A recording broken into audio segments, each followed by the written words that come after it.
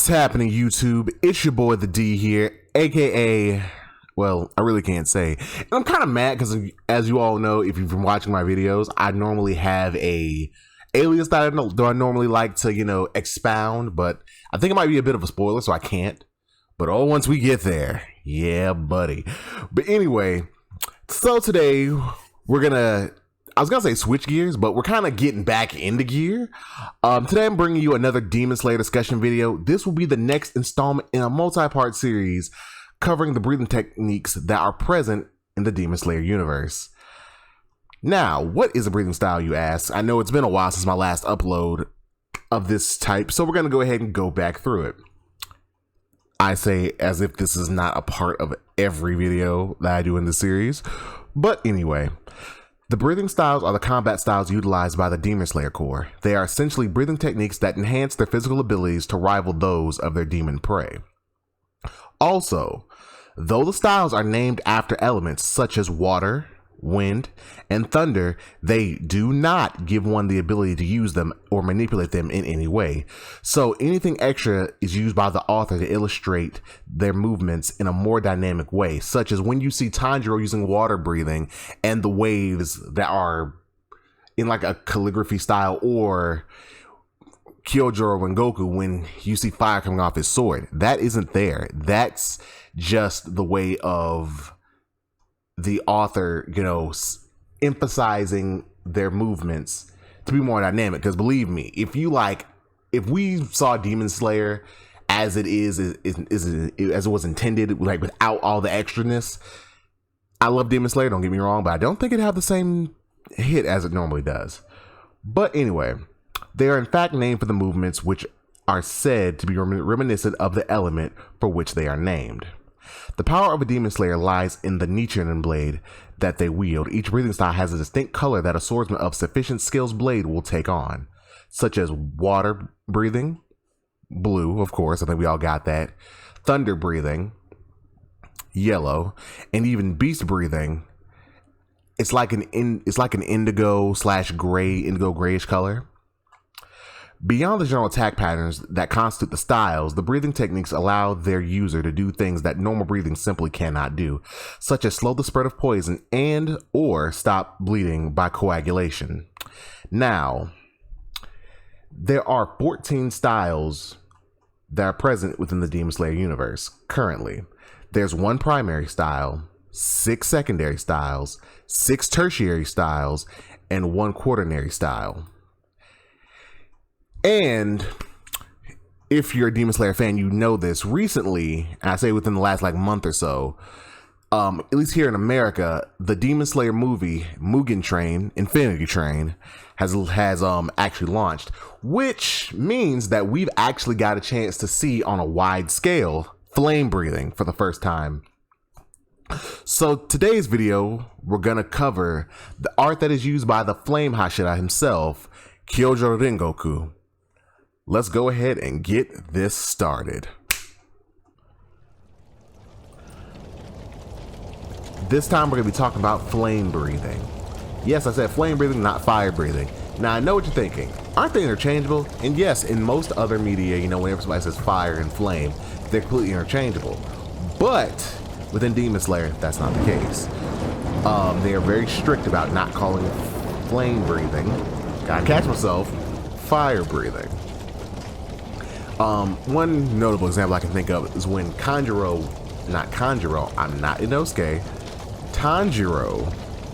was speaking with Shinobu about the breathing, and he called it fire breathing. He asked her, hey, isn't there a fire breathing? And Shinobu was quick to go ahead and correct him that it's not fire breathing and should never be referred to as such. It is flame breathing. So because they put such a fine point and emphasis on that, figured I should do the same. Alrighty, now flame breathing is a second generation breathing style that is known for its powerful single strikes and intense movements, which cause it to mimic flames. A skilled flame breathing swordsman's blade will turn red when drawing it for the first time. Yet again, water breathing blue, flame breathing red. Not hard to know. Now, it should be noted that this is one of the 2 breathing styles that has been known to always be present within the Hashira. There have always been flame Hashira, and there have always been water Hashira. And it should be noted, though it's never been stated, let me not get ahead of myself. All of the flame Hashira there have been related. Kyojuro, the current flame Hashira, his father Shinjiro, his last name was Rengoku. Well, of course we know that, but he was the previous flame Hashira before retiring. So this breathing technique, all of the Hashira have been related. Now, that has caused some to debate whether or not all flame breathers come from this family. Now, I would think not, because I don't think the Demon Slayer Corps would allow a prominent breathing technique to be owned by one family. It's like just only y'all, nobody else. We can't have any other flame breathers. I don't think so, but it's never been stated, so you could see, but because of the flame breathers, the flame Hashira all being from the same family, you could make the argument that that could potentially be true. But yet again, it's never been stated, so who knows. But now onto the techniques, and quick semi-spoiler warning. Okay, now I'm gonna be using clips from the movie, and if you haven't seen the movie, don't watch it. Like yet again, this is a podcast style video, so you can listen to it, because within reading all of these descriptions, I don't think there's anything really spoilery within the descriptions. If there is, I'm gonna omit it. But as far as watching, don't watch if you haven't seen the movie. I would definitely say watch the movie. It's kind of weird because it's not really a movie. Because some people say it feels like a really long episode, because it kind of is. This was not meant to be a movie. This was meant to be digested in weekly bits, but they made a movie out of it. But that's a completely separate video that I'm making. But anyway, you can listen to the video. There are going to be no spoilers, at least the technique description. There are going to be no spoilers. Now, there's going to be a actual spoiler warning after the techniques, because I have to talk about the breathing technique, abuse and all that. There are spoilers there. I'll get to that. But for right now, if you just want to kick back, relax for the next couple minutes, and just learn about flame breathing, this is where you want to be. Now, without further ado, let's get on to flame breathing. Flame breathing, first form, unknowing fire. Hono no kokyu, ich no kata. Shit, I knew it. Now, this is the first flame breathing technique and potentially the basis, because this one, it kind of showcases what flame breathing is known for. Using this technique, the flame breathing swordsman will charge their opponent at high speed and decapitate them with one slash.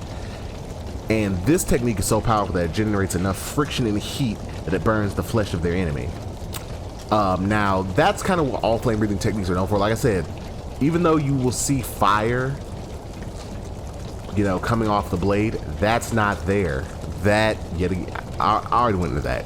But yeah, all the techniques are strong and fast. So, friction with the air and friction cutting wherever they're cutting, it's gonna generate heat, which is why they say that. Now, this technique, when honed to a fine edge, such as Kyojo's, his techniques were honed to such a fine edge that he was able to use this technique in order to move the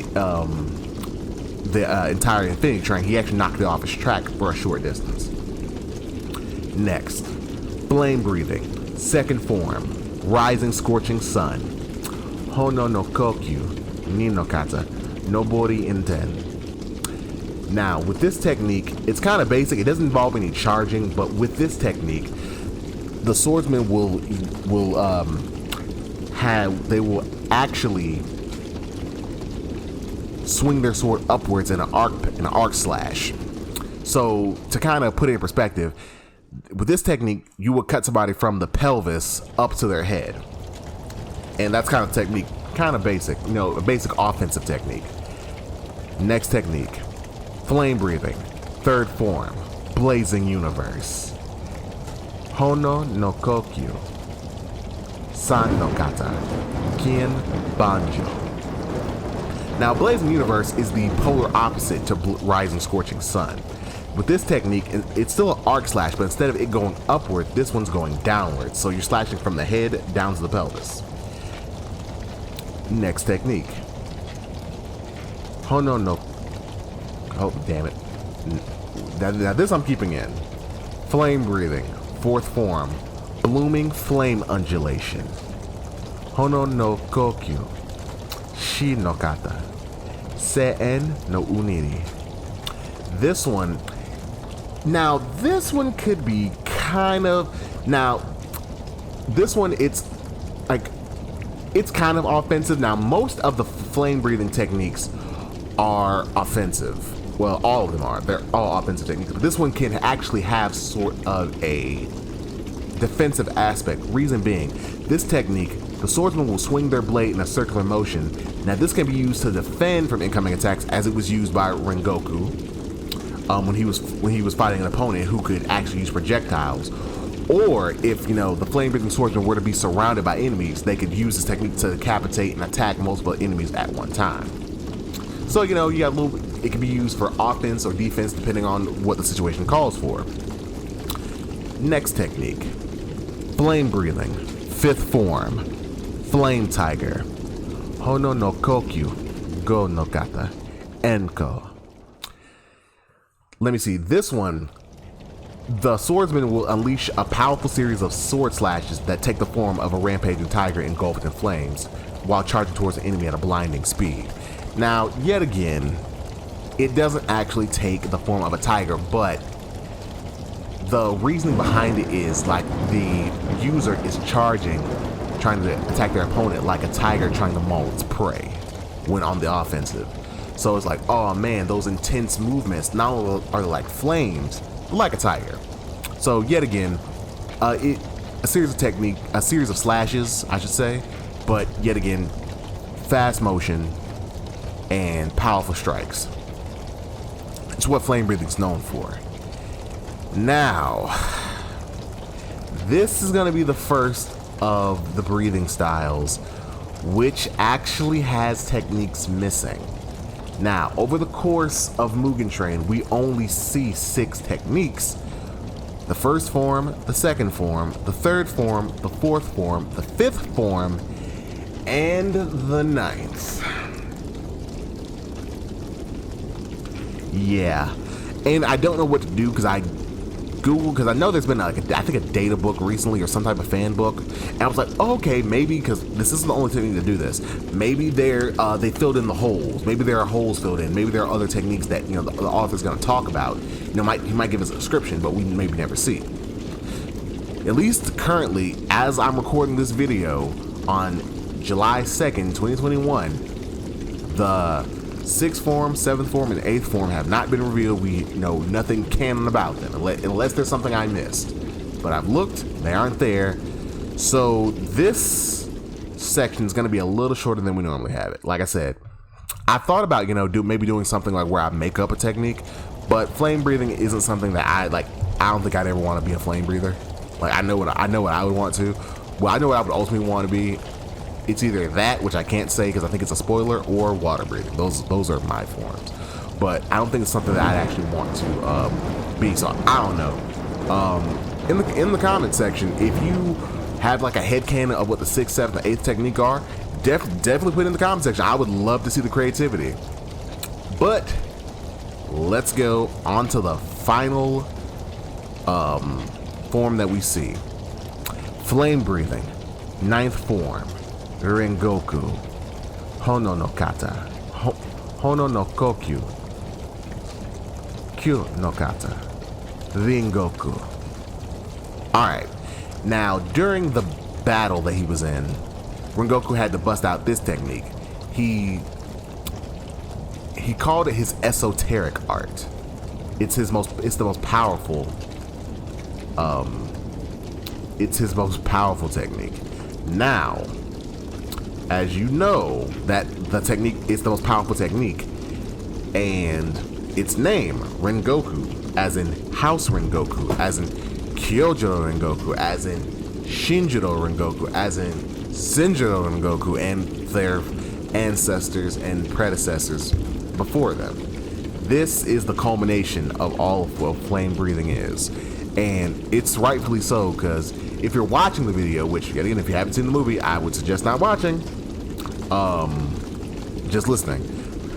this is a powerful technique. And even when because I saw the movie back in April when it first came out in theaters, and I'm not gonna lie to you, this technique is something to behold. Even in the manga when I was reading it a year or two ago, like, this technique is nothing to scoff at.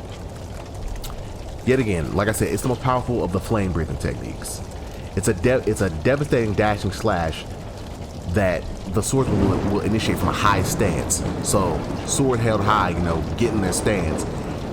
And then this technique, the aftermath of it was the technique was so powerful that the aftermath left an impression. Like, he was able to carve a deep impression that burnt the ground when it was unleashed. And in a side story, there was a demon by the name of Hyro who noted that this technique was enough to burn his flesh.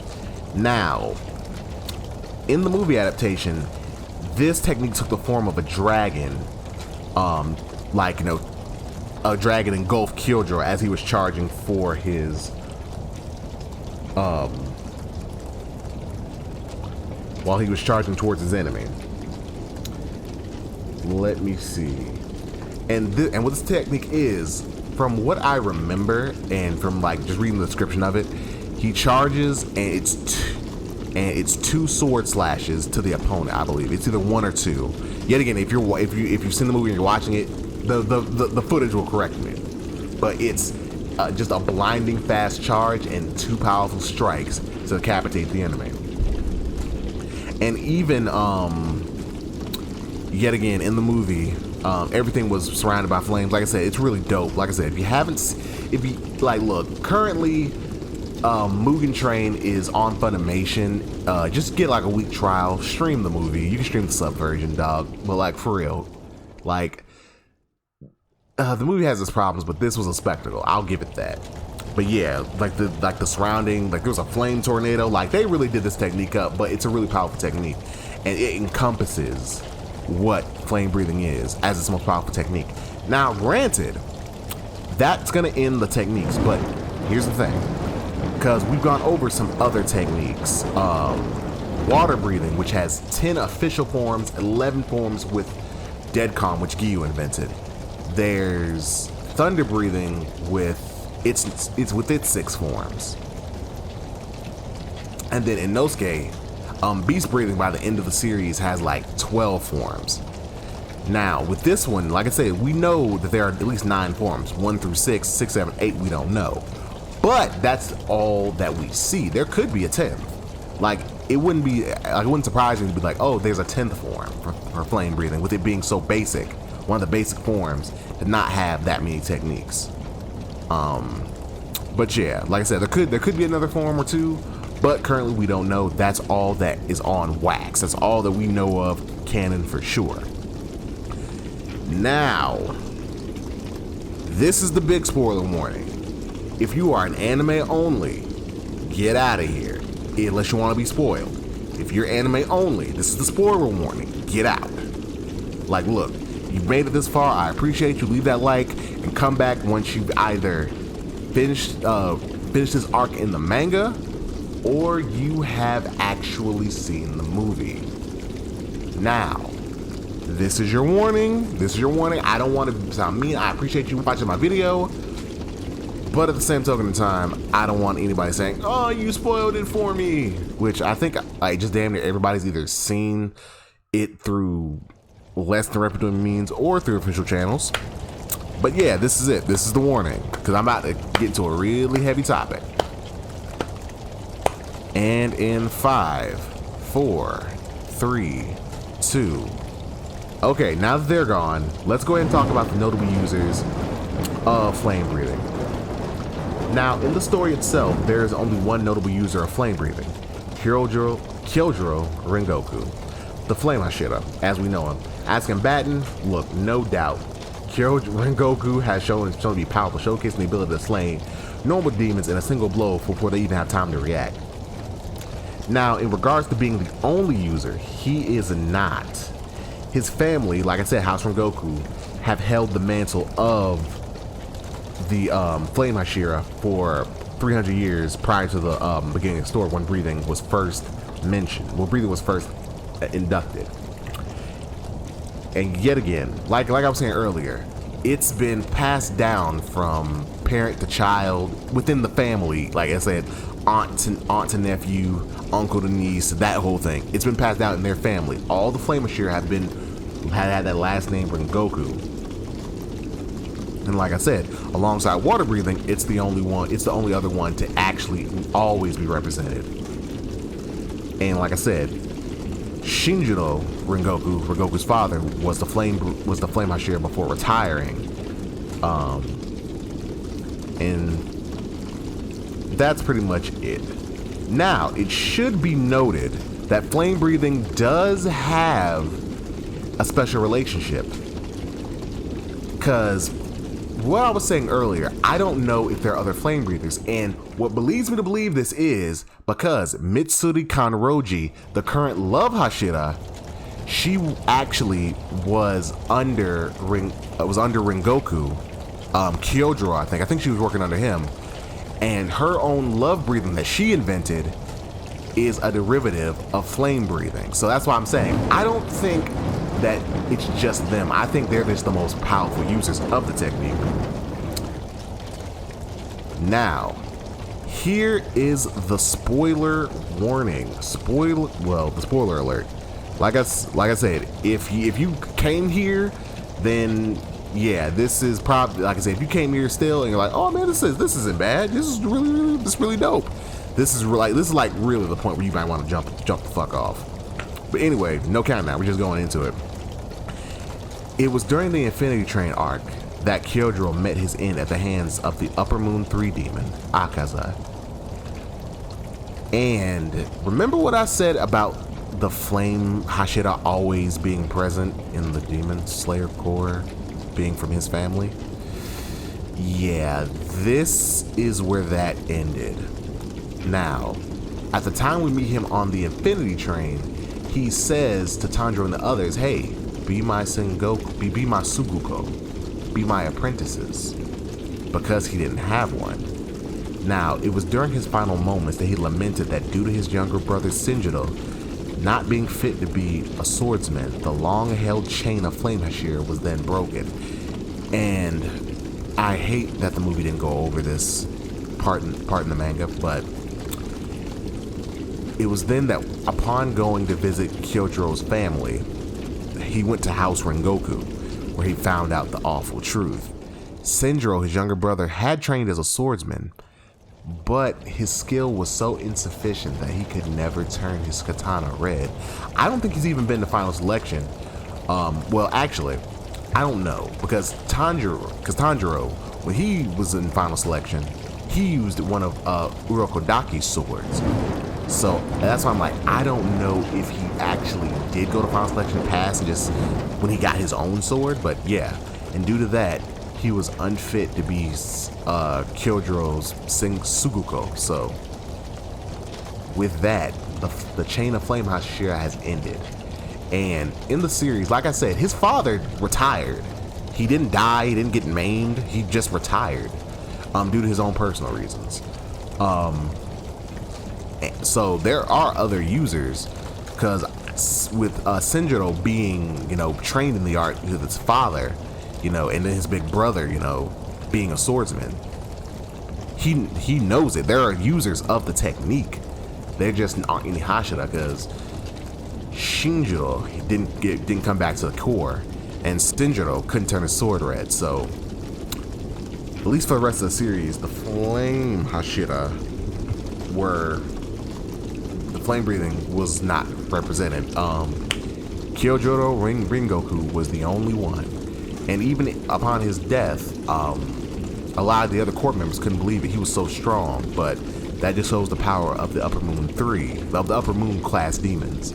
And it should be said that even upon his death, he was the only, well, not he was the only, his death had meaning. It spurred on Tanjiro and the others to reach even greater heights. But yet again, we'll get to there another day when we talk about Tanjiro and more in depth with his thing. And even then, when I get into character analyses. But thank you so much to everybody who actually got to this point in the video. I really appreciate it. If you did get to this point in the video and you're like, hey, you do breathing videos? Yeah. Besides this video, at least at the time of recording, I have 3 others. One on water breathing, which I'm gonna have a card for. One on thunder breathing, gonna have a card for, and beast breathing, which I'm gonna have a card for. So if you've seen this one and you want to get caught up with the others, it's definitely gonna be in the playlist, and I'm definitely gonna include cards for the other videos. Now, if you like what you heard and you want to hear more, definitely remember to like, subscribe, hit that bell so you actually be notified when I upload videos. And also, if you want, which I really hope you do, comment. Like I said, I don't know what to do about the 6, 7, 8 forms. I haven't seen anything where the authors even talked about them. So I guess it's just like, hey, when he was coming with the art, he was like, you know what, I want to include 9 forms, but I don't want to think of 6, 7, 8. Who knows? But yeah, if you have any ideas or tell me, or just want to tell me what you think about flame breathing, comment it down below. But without further ado, I'm gonna go ahead and get up out of your hair. This has been your boy, the D, signing out. See ya. Holla.